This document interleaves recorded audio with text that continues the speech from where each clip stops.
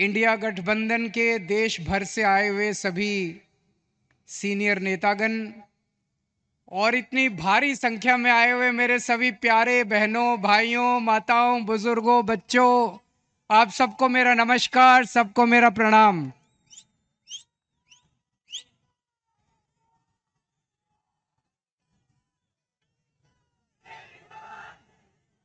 दोस्तों, आज आप लोगों के बीच में आके मुझे बहुत अच्छा लग रहा है। सीधे जेल से आ रहा हूं आप लोगों के बीच में।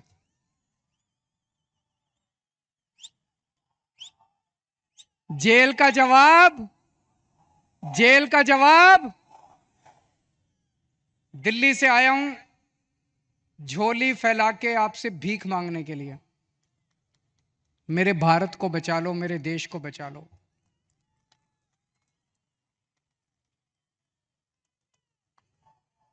हमारे देश को प्रधानमंत्री जी तानाशाही की तरफ ले जा रहे हैं। हमारे देश को बाबा साहब अंबेडकर ने एक शानदार संविधान दिया था, जनतंत्र का। जनता चुनेगी, वोट करेगी, लोग चुने जाएंगे, वो शासन करेंगे। जिनको जनता चुनेगी वो शासन करेंगे। जनता के मुताबिक काम किए। अब धीरे धीरे धीरे धीरे प्रधानमंत्री जी ये शासन, ये जनतंत्र खत्म करना चाहते हैं। मेरा उदाहरण लीजिए। दिल्ली में हमें 2015 में दिल्ली में 70 सीट हैं, विधानसभा में 70 सीट हैं। 70 में से 67 सीट, 67 सीट आम आदमी पार्टी को मिली थी। 5 साल बाद चुनाव हुए 2020 में, और 2015 में 67 सीट आम आदमी पार्टी को, 3 सीट बीजेपी को। 2020 में 70 में से 62 सीट आम आदमी पार्टी को, 8 सीट बीजेपी को। तो मोदी जी ने देखा कि दिल्ली में आम आदमी पार्टी को हरा नहीं सकते, तो मोदी जी ने एक षड्यंत्र रचा, एक फर्जी केस बनाया। उसमें मनीष सिसोदिया को, सतिंदर जैन को, सबको उसमें गिरफ्तार किया और फिर मुझे गिरफ्तार कर लिया। अगर हरा नहीं सकते तो गिरफ्तार कर लो। उन्हें लगा कि गिरफ्तार करेंगे तो केजरीवाल को इस्तीफा देना पड़ेगा, लेकिन केजरीवाल ने तय किया सरकार जेल से चलाएंगे। मैंने इस्तीफा नहीं दिया, सरकार जेल से चलाएंगे। अगर मोदी जी जनतंत्र को जेल में कैद करेंगे तो हम जनतंत्र को जेल से चला के दिखाएंगे।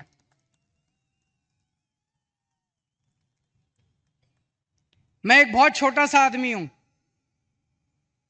हमारी एक छोटी सी पार्टी है, 2 राज्यों में है, पंजाब में, दिल्ली में। मैं सोच रहा था मोदी जी ने मुझे गिरफ्तार क्यों किया।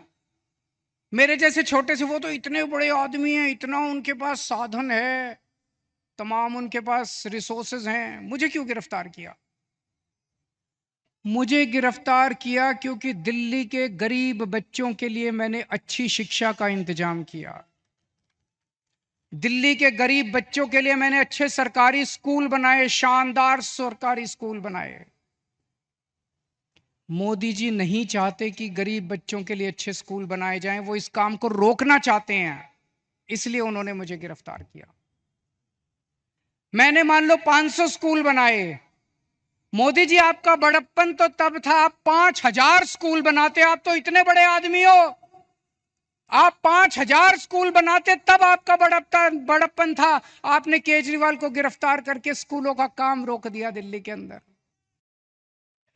मुझे गिरफ्तार इसलिए किया क्योंकि दिल्ली में मैंने इतने सारे मोहल्ला क्लिनिक, गली गली में मोहल्ला क्लिनिक, अस्पताल बनाए शानदार, सबका इलाज मुफ्त कर दिया, दवाइयां, टेस्ट, सब कुछ मुफ्त कर दिया 2.5 करोड़ दिल्ली के लोगों के लिए। मोदी जी ये काम रोकना चाहते हैं, इसलिए मुझे गिरफ्तार किया। और विडंबना देखिए, दिल्ली के लोगों के लिए मैंने सारी दवाइयां मुफ्त कर दी, लेकिन जब मैं तिहाड़ जेल में गया, 15 दिन तक मेरी दवाइयां बंद करवा दी मोदी जी ने तिहाड़ जेल के अंदर।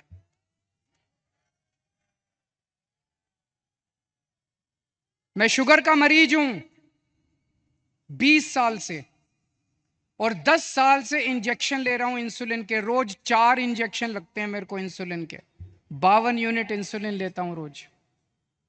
लेकिन जब मैं तिहाड़ गया, मोदी जी ने मेरे इंजेक्शन बंद करा दिए। 15 दिन तक मेरी 300 पहुंच गई शुगर, 350 पहुंच गई शुगर। मैं बोलता रहा वहां पे अफसरों को, कर्मचारियों को, मुझे इंसुलिन चाहिए, उन्होंने नहीं दी। बोले ऊपर से आदेश है, इंसुलिन नहीं दे सकते। अगर किसी आदमी को कई दिनों तक शुगर हाई रहे तो उसकी किडनी खराब हो जाती है, उसका लिवर खराब हो जाता है।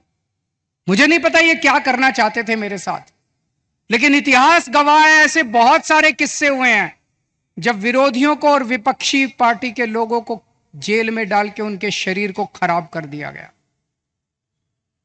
मुझे गिरफ्तार इसलिए किया गया क्योंकि दिल्ली के सभी लोगों की मैंने बिजली मुफ्त कर दी। दिल्ली में लोगों का बिजली का बिल 0 आता है। मैं मोदी जी को कहना चाहता हूं कि आपकी बड़प्पन तो तब होता जब आप पूरे देश के लोगों की बिजली मुफ्त कर देते। आपने दिल्ली के लोगों की बिजली आप रोकना चाहते हो, इसलिए आपने मुझे गिरफ्तार किया। अब दोस्तों, ये लोग कह रहे हैं कि मुझे 2 तारीख को दोबारा जेल जाना है। मैं जेल जाऊंगा कि नहीं जाऊंगा, ये आपके हाथ में है। अगर आपने इंडिया गठबंधन को जिता दिया, अगर आपने इंडिया गठबंधन की सरकार बना दी, तो मुझे जेल जाने की जरूरत नहीं पड़ेगी। और अगर आपने कमल का बटन दबाया तो मुझे दोबारा जेल जाना पड़ेगा। तो जो लोग मुझे जेल भेजना चाहते हैं, कमल दबा देना, और जो मुझे आजाद देखना चाहते हैं, इंडिया गठबंधन को जिता देना।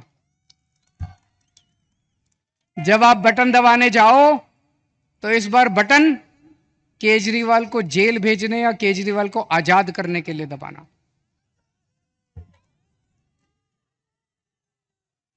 रशिया का नाम सुना है? रशिया, पुतिन ने क्या किया? जितने विपक्षी नेता थे उनको सबको कैद करके जेल में डाल दिया या मरवा दिया, और फिर चुनाव करवाए। 87% वोट मिल गए, 87%। जब विपक्षी नहीं होगा, लड़ने वाले नहीं होंगे, सारे वोट आप ही को मिलेंगे। बांग्लादेश में भी अभी ऐसा हुआ, उसने सारे विपक्षी नेताओं को जेल में डाल दिया और शेख हसीना जीत गई। पाकिस्तान में भी यही हुआ, इमरान खान को जेल में डाल दिया, उसकी पार्टी छीन ली, उसका सिंबल छीन लिया, जीत गए। अब मोदी जी भी हमारे देश को पाकिस्तान और बांग्लादेश बनाना चाहते हैं। इंडिया गठबंधन भारत देश को दुनिया का नंबर 1 देश बनाना चाहता है।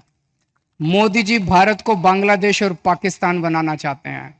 तय आपको करना है कि आप भारत को किस तरफ ले जाना चाहते हो, बांग्लादेश और पाकिस्तान की तरफ, या दुनिया का नंबर 1 देश बनाना है। अब यही काम मोदी जी देश में कर रहे हैं, हमारे देश में, कि सारे विपक्ष को खत्म कर दो। उन्होंने मेरे को गिरफ्तार कर लिया, कांग्रेस का अकाउंट फ्रीज कर दिया। चुनाव के 1 महीना पहले उन्होंने कांग्रेस का अकाउंट फ्रीज कर दिया।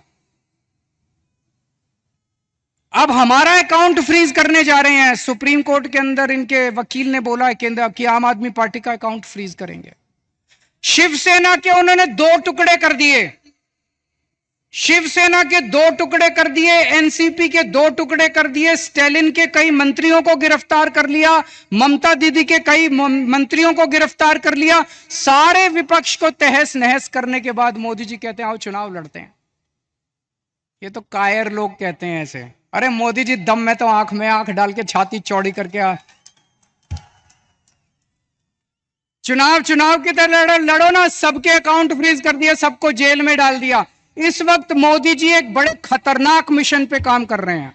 बहुत खतरनाक मिशन है, आपको पता नहीं, अंडरग्राउंड चल रहा है। उस मिशन का नाम है 1 नेशन 1 लीडर। इस देश में वो चाहते हैं मोदी जी एक ही नेता होना चाहिए। उसके लिए वो 2 लेवल पे काम कर रहे हैं। एक लेवल, जितने विपक्ष के नेता हैं एक एक करके सबको जेल में डाल रहे हैं।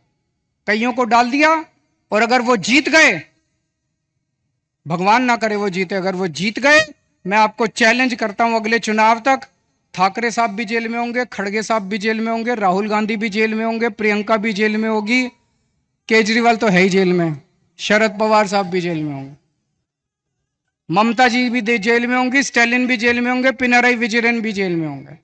तो एक उनके लेवल पे काम कर रहे हैं, विपक्ष को सबको जेल में डाल दो, जैसे पुतिन ने, शेख हसीना ने, जैसे पाकिस्तान वालों ने जेल में डाला। और दूसरे लेवल पे उनकी अपनी बीजेपी पार्टी में जितने नेता हैं सबको पैदल कर दिया, सबकी राजनीति खत्म कर दी। देवेंद्र फडणवीस को खत्म कर दिया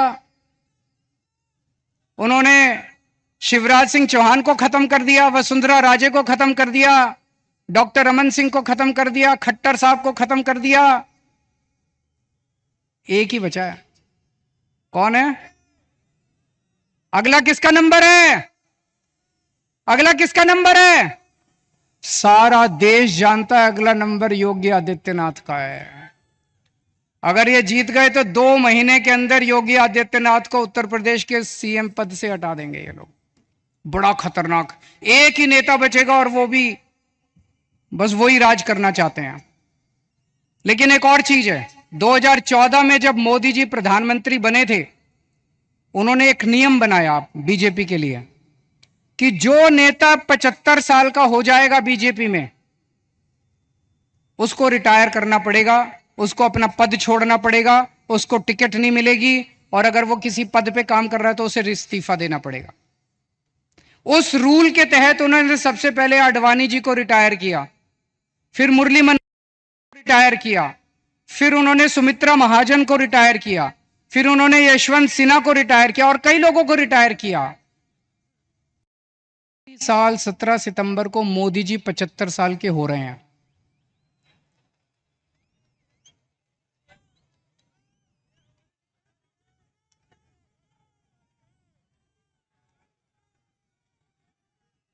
और मोदी जी ने तय किया है वो अपने बाद अमित शाह को प्रधानमंत्री बनाएंगे।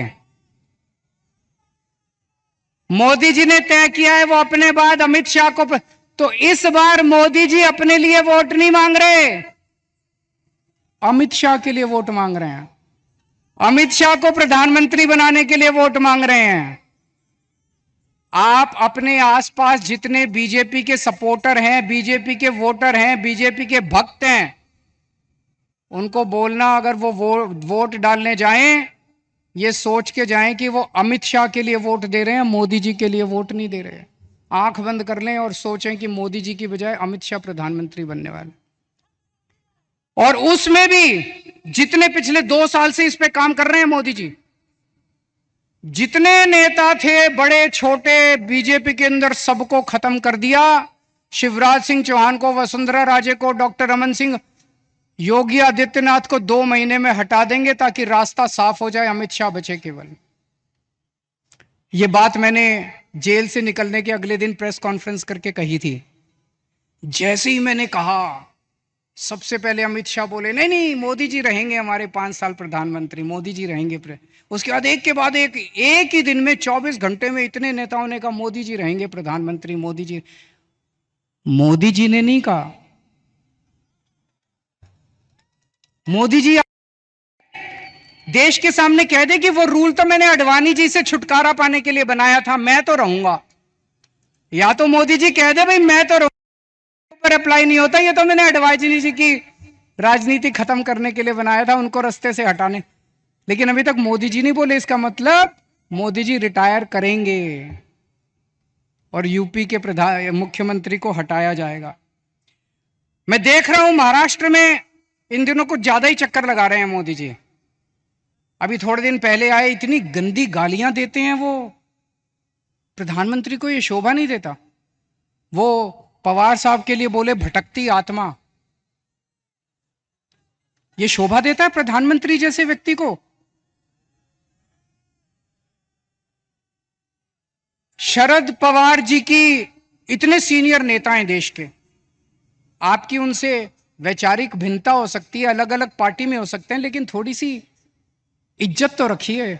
84 साल की उम्र है शरद पवार जी की, मोदी जी की 74 साल की उम्र है, 10 साल बड़े हैं उनसे, और उनको कहते हैं भटकती आत्मा। ये तो सड़क छाप बात है। वो उद्धव ठाकरे जी को कहते हैं, क्या बोले उद्धव ठाकरे जी को? नकली संतान। उद्धव ठाकरे जी को कहते हैं नकली संतान।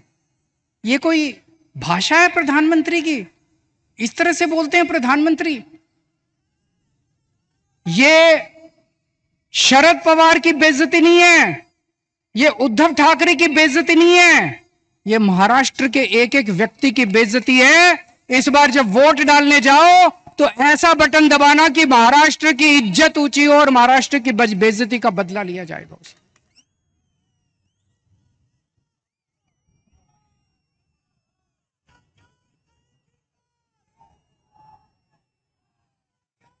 मेरे को इन्होंने 21 दिन की मोहलत दी है सुप्रीम कोर्ट ने।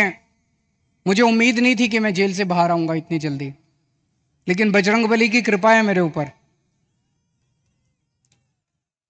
बजरंगबली की कृपा है। अचानक एक दिन मैं सेल में बैठा था, मेरा 25 नंबर सेल है, जेल नंबर, अब दोबारा जाना है मुझे, आप लोग मुझे चिट्ठी लिख सकते हैं जेल में। Cell number 25, jail number 2, Tihar jail. और मेरे सेल में दो दो सीसीटीवी कैमरे लगा दिए मोदी जी ने, 2 सीसीटीवी कैमरे हैं।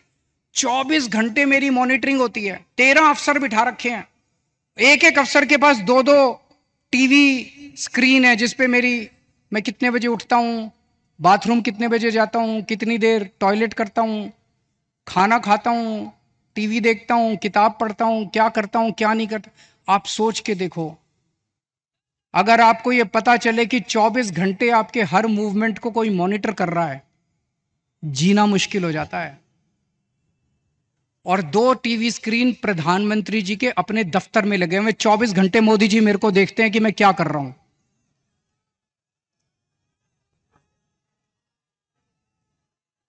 तो एक दिन मैं टीवी देख रहा था, अचानक मुझे पता चला कि सुप्रीम कोर्ट ने मेरे को बेल दे दी। मैं 21 दिन के लिए बाहर आ गया। मुझे बहुत खुशी हुई, उसी वजह से आज आप लोगों के बीच में आने का मौका मिला। लेकिन मैंने भी ठान लिया है, ये 21 दिन का एक एक सेकंड, एक एक क्षण, एक एक पल मैं देश को बचाने के लिए गुजारूंगा। 24 घंटे काम कर रहा हूं। कल सवेरे लखनऊ गया था, फिर पंजाब गया, आज सवेरे पंजाब में था, आज मैं अभी बॉम्बे आया हूं, अभी भिवंडी गया था, भिवंडी से बॉम्बे आया हूं, अब रात को दिल्ली निकलूंगा। उसके बाद झारखंड जाना है कल या परसों में। पूरे देश में घूम के मेरा एक ही लक्ष्य है, किस तरह से अपनी भारत माता को बचाना है, देश को बचाना है, तानाशाही से बचाना है। दोस्तों, मैं तो आज आपको एक ही चीज बोल के जाऊंगा। जैसा मैंने कहा, अगर इनकी सरकार आ गई तो ये ठाकरे साहब को भी, शरद पवार जी को भी, सबको जेल में डाल देंगे। तो जो करे उद्धव ठाकरे से प्यार, उसे करना होगा मोदी को इंकार। जो करे शरद पवार को प्यार, उसे करना होगा मोदी को इंकार। और अंत में मैं कहना चाहता हूं, इंडिया गठबंधन के यहां पे 3 पार्टनर्स हैं, शिवसेना, एनसीपी और कांग्रेस। मैंने एक वीडियो देखा, मैं बड़ा चिंतित हो गया वो वीडियो देख के सोशल मीडिया पे। एक व्यक्ति ने वोट दे के बाहर निकला, उससे मीडिया वाले ने पूछा किसको वोट दिया? बोला शरद पवार को। बोला कौन से निशान पे? बोला घड़ी के निशान पे। अभी बहुत कंफ्यूजन है लोगों में, इस कंफ्यूजन को दूर करना बहुत जरूरी है। लोग, मैं देख रहा हूं, बड़ी जबरदस्त तरीके से बीजेपी को नकार रहे हैं, लेकिन अगर गलत सिंबल पे वोट डल गया तो बड़ी मुश्किल हो जाएगी। आप सब लोगों की जिम्मेदारी है, जितने लोग आज यहां आए हैं, वापस जाके अपने अपने मोहल्ले में, अपने अपने गांव में, अपने अपने पड़ोस में बोल देना कि असली शिवसेना का सिंबल बदल गया है, असली शिवसेना का सिंबल ये है, मशाल है। ये बताना पड़ेगा सबको, बताना पड़ेगा सबको। और असली एनसीपी का सिंबल जो है वो अब घड़ी नहीं है, वो तुतारी बजाने वाला आदमी है। वो बताना पड़ेगा सबको, हम सबकी जिम्मेदारी है। पार्टी अपना काम कर रही है, लेकिन पार्टी के साथ साथ जनता की भी जिम्मेदारी है। और लास्ट में एक ही चीज कहूंगा, 4 तारीख को जब नतीजे आएंगे, मैं तब तक जेल जा चुका हूंगा, जेल से नतीजे देख रहा हूंगा। पिछली बार 48 में से 42 सीट एनडीए की आई थी, इस बार 48 में से 42 सीट इंडिया गठबंधन की आनी चाहिए। अगर 48 में से 42 सीट इंडिया गठबंधन की आई तो मुझे जेल के अंदर बड़ा सुकून मिलेगा। आप सब लोगों ने, इंडिया गठबंधन के सभी नेताओं ने, ठाकरे साहब ने, पवार साहब ने, खड़गे साहब ने आज मुझे आमंत्रित किया, बोलने का मौका दिया। बहुत बहुत शुक्रिया। और इतने प्यार से आप सब लोगों ने सुना। आप लोग खुश रहें, स्वस्थ रखें, भगवान आपका खूब खुशियां दे। भारत माता की।